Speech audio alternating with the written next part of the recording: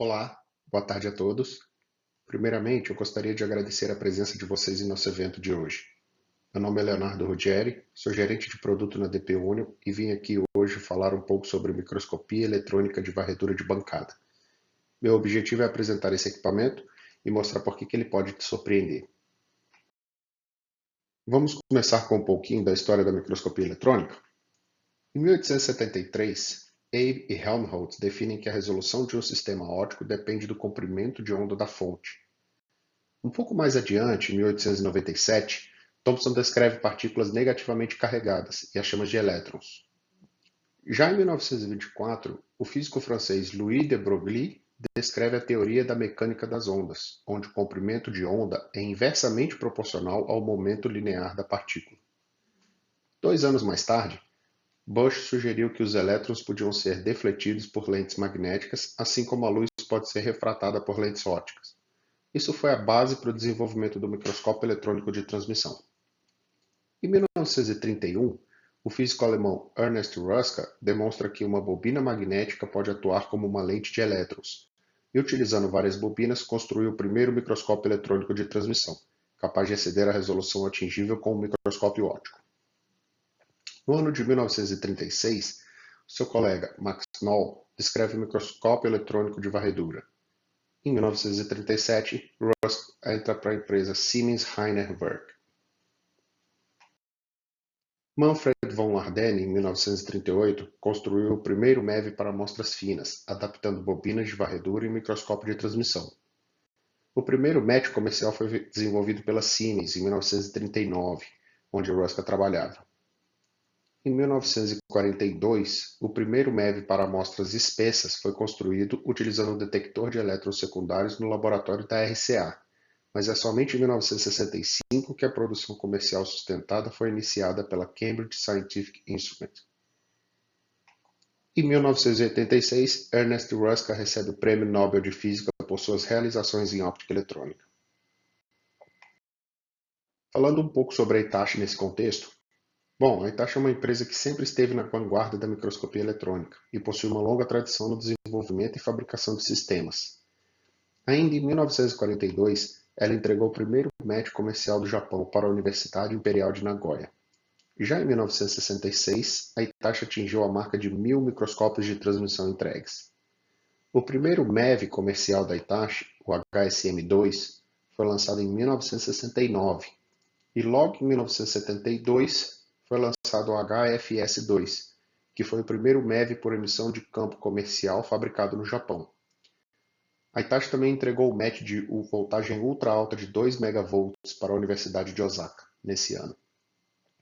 Em 2012, a Hitachi recebeu o prêmio I3E Milestone para o primeiro microscópio eletrônico de emissão de campo prático. Aqui temos a foto do primeiro MET produzido no Japão, que está em exibição na Universidade de Nagoya. Era um equipamento bastante avançado para a época, mas bem simples para os padrões de hoje, com uma resolução entre 5 a 10 nanômetros e uma magnificação máxima de 5.000 vezes. Então, por que o microscópio eletrônico foi criado? Bom, para que pudéssemos observar amostras com magnificação maior do que a obtida com o microscópio óptico. Lembram que Abe e Helmholtz descreveram que a resolução de um sistema depende do comprimento de onda da fonte?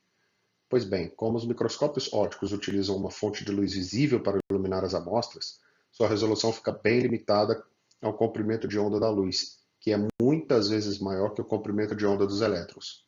Portanto, a utilização de elétrons para gerar a imagem permite que a resolução muito maior seja alcançada. É também por esse motivo que as imagens de microscopia eletrônica são em tons de cinza, já que os elétrons não estão no mesmo comprimento de onda da luz visível. As imagens da microscopia eletrônica a cores que vemos na mídia são coloridas artificialmente com programas específicos para esse fim, como o Photoshop, por exemplo. E agora que vocês já sabem um pouquinho mais sobre a história da microscopia eletrônica, vamos falar um pouco sobre a construção dos equipamentos e sobre aqueles conceitos que falamos agora há pouco.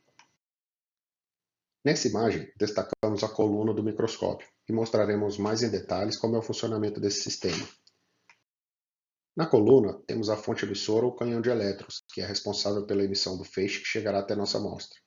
Temos as lentes condensadoras, responsáveis por colimar e reduzir o feixe de elétrons para que esse fique bem fino. E temos o conjunto da objetiva, responsável por focar o feixe na superfície da amostra. Temos ainda o conjunto de bobinas de deflexão, responsáveis por direcionar o feixe de elétrons de modo sequencial, varrendo a superfície da amostra. Por fim, temos o conjunto de detectores, que farão a coleta dos sinais para gerar a imagem. Não vamos entrar muito em detalhes sobre os tipos de fontes disponíveis em microscopia eletrônica, mas é importante saber que existem diferentes tipos.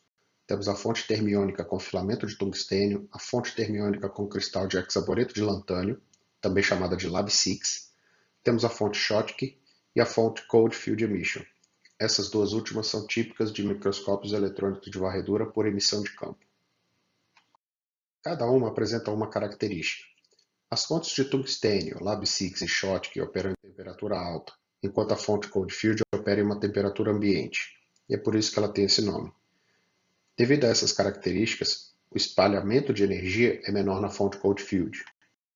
Esse é um dos motivos que permite esse tipo de sistema alcançar as maiores resoluções.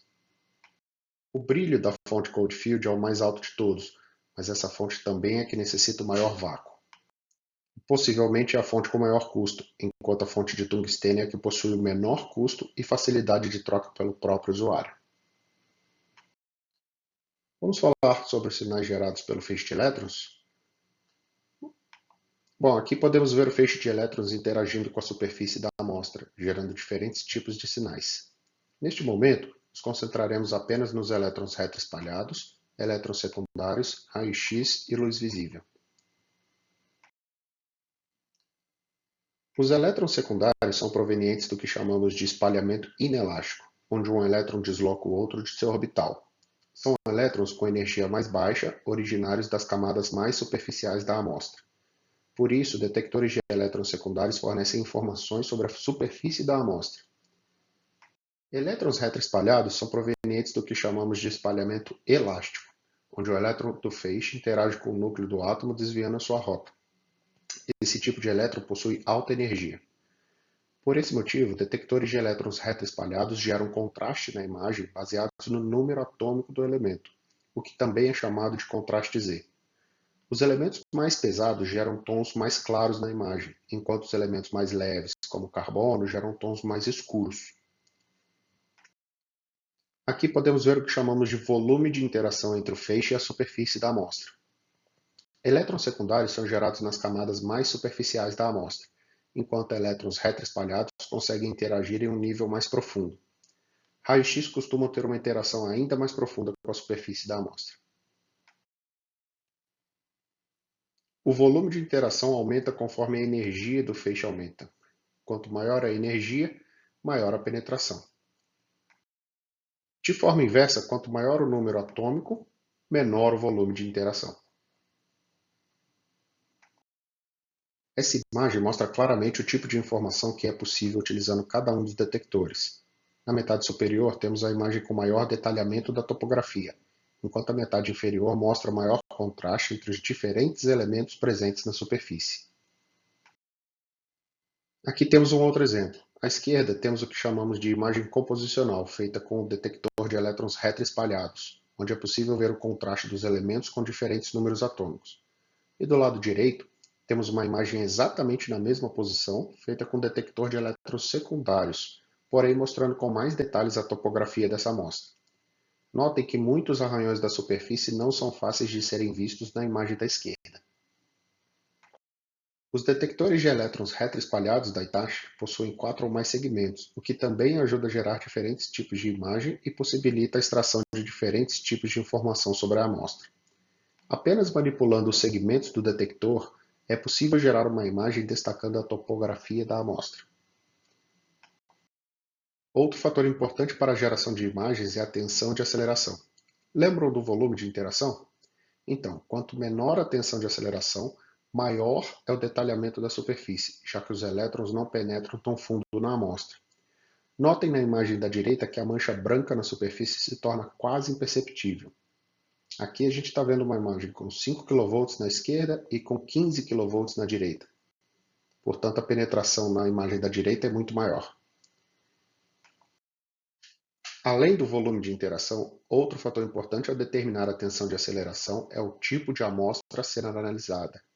Amostras mais sensíveis, como polímeros, podem danificar-se com tensões muito altas. Notem nessa série de imagens como o dano aumenta conforme a amostra fica exposta ao feixe. Esse dano aconteceu em poucos segundos de exposição. Temos o antes e o depois aqui, mostrando claramente a região afetada. Vamos falar sobre outro fenômeno muito comum na microscopia, que é o charge-up, ou carregamento de amostra em uma tradução livre.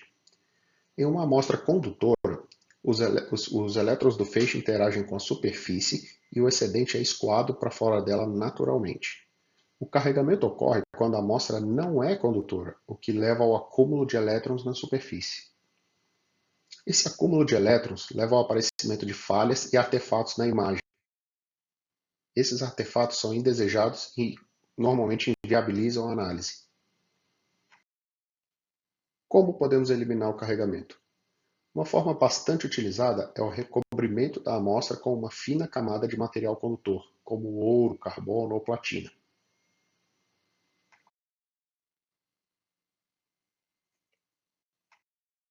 Bom, e qual a desvantagem do recobrimento? Além de ser uma técnica destrutiva, pode mascarar informações da superfície da amostra e pode causar resultados incoerentes de EDS. E mais, existe o custo do equipamento para realizar esse recobrimento e também o custo dos consumíveis para realizar esse procedimento. Existe outra alternativa? Sim. Para eliminar o efeito de carga na superfície, podemos tentar primeiramente reduzir a tensão de aceleração, reduzir a corrente do probe ou utilizar um equipamento com função de baixo vácuo para observação. Como que o baixo vácuo funciona?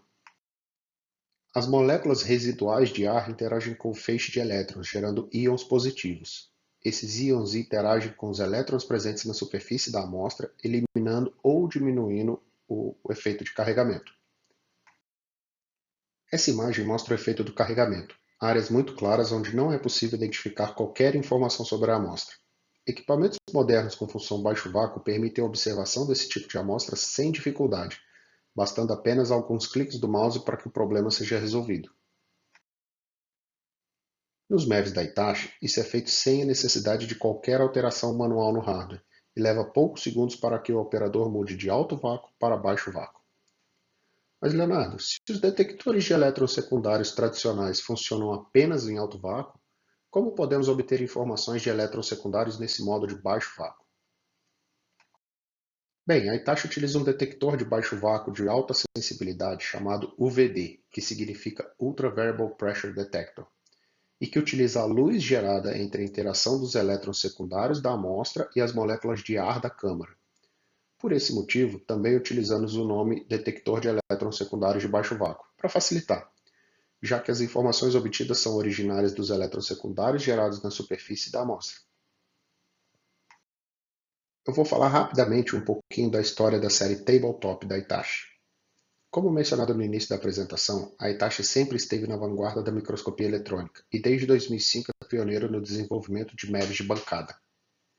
Nossa primeira versão da série Tabletop é o TM1000, lançada em abril de 2005. Em dezembro de 2009, a série TM3000 foi lançada, oferecendo baixa tensão de aceleração. Em maio de 2013, a série 3000 foi substituída pela 3030, com ainda mais melhorias no sistema de detecção. A série TM3030 Plus veio logo em seguida, em agosto de 2014, com melhora na resolução, maior magnificação e a introdução do novo detector de elétrons secundários de baixo vácuo. A série TM4000 e 4000 Plus veio 3 anos depois, com coluna redesenhada, adição da tensão de aceleração de 10 kV, software mais moderno e intuitivo, além de melhora na resolução e magnificação. Hoje estamos na linha TM4002 e 4000 Plus 2, com possibilidade de integração do EDS ao software do MEV e tensão de aceleração de 20 kV de fábrica em todas as versões. E por que um MEV de bancada? Porque ele é fácil de usar, até mesmo por pessoas sem experiência com microscopia. Não precisa de técnico dedicado para o equipamento. Com uma breve explicação, os novos usuários podem utilizar a ferramenta sem medo. Não precisa de grandes preparações no laboratório e não ocupa muito espaço como os MEVs tradicionais. Possui excelente qualidade de imagem nas mais diversas aplicações, fornece resultados rápidos, não consome muita energia e possui baixo custo de operação e manutenção. Também elimina a necessidade de recobrimento da amostra em boa parte das situações. Aqui podemos ver crianças utilizando e se divertindo com os MEVs de bancada da Hitachi. Inclusive, a Hitachi possui um programa nos Estados Unidos, onde crianças e adolescentes são apresentados aos MEVs de bancada, sendo uma forma de incentivá-los a procurar carreira nas áreas científicas. O Senai realiza um trabalho similar aqui no Brasil, com as escolas móveis, carinhosamente apelidadas de nanotrucks. Vamos falar um pouquinho sobre aplicações? EDS significa Energy Dispersive X-ray Spectroscopy, ou espectroscopia de raio-x por energia dispersiva no português. É uma técnica de análise utilizada para caracterizar quimicamente uma amostra através da detecção dos elementos químicos presentes. Como cada elemento químico tem uma estrutura atômica única, os raios-x emitidos são característicos dessa estrutura, permitindo então a identificação do elemento através do nível de energia detectado. A identificação dos elementos químicos é feita através de análise dos raios-x emitidos pela matéria em resposta à incidência do feixe de elétrons. O EDS é utilizado junto com a imagem da amostra. Ele pode identificar elementos em um ponto específico, que é o que a gente chama de point, em uma linha ou line scan, ou para realizar o mapeamento de uma área, que é o que chamamos de mapping. É muito útil para qualquer pesquisador que queira descobrir ou assegurar a presença de determinado elemento químico em sua amostra.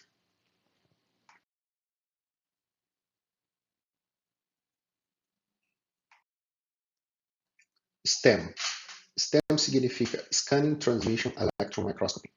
Como mencionado na história da microscopia, essa é uma forma de realizar a varredura de amostras finas com informação de elétrons transmitidos, assim como é feito no microscópio eletrônico de transmissão. A amostra é varrida pelo feixe de elétrons que atravessa e chega até o detector, possibilitando observar estruturas internas com baixo custo. Em um MEV, essa técnica é bastante útil para amostras biológicas. Essa técnica também permite realizar análise de EDS para identificar elementos químicos presentes no interior da amostra e não apenas em sua superfície. Normalmente é um acessório oferecido como opcional. Para realizar o STEM, precisamos utilizar um detector dedicado, ou nos MEVs da Hitachi, podemos utilizar um simples porta-amostra em conjunto com o detector UVD, ou detector de elétrons secundários de baixo vácuo. Essa imagem representa como o feixe de elétrons interage com a amostra, utilizando o holder da Hitachi, chegando até o detector UVD. Vejam como é simples inserir a amostra nesse holder.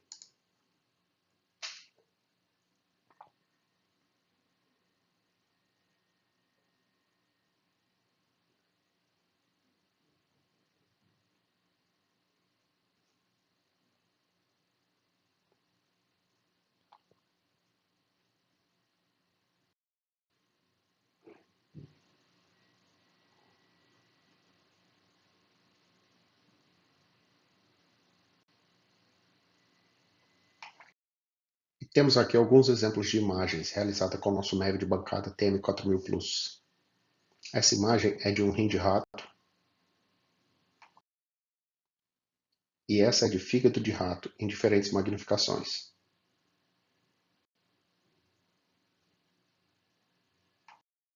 Outra aplicação interessante é a identificação e caracterização mineral. Existem milhares de minerais, muitos com a mesma composição química. Como identificar de forma rápida? Vocês se lembram que o detector de elétrons retroespalhados gera imagens com diferentes tons de cinza, baseados no número atômico dos elementos? Então, esse detector é capaz de enxergar pequenas variações ao qual nosso olho não seria capaz. Utilizando essa capacidade do detector e adicionando a informação que vem dos raios-x, é possível identificar rapidamente os minerais presentes na amostra. Como vocês podem ver, à esquerda temos uma imagem gerada com elétrons retroespalhados e à direita temos uma imagem segmentada com diferentes minerais já caracterizados. Isso é muito útil para pesquisadores e empresas que processam o mineral e que buscam uma forma rápida de otimizar seu processo e redução de custos. Mais uma aplicação bastante interessante que está relacionada à segurança pública, que é a análise de resíduo de arma de fogo, ou Gunshot Residue no inglês. GSR é uma técnica muito utilizada na área forense, que existe há muitos anos.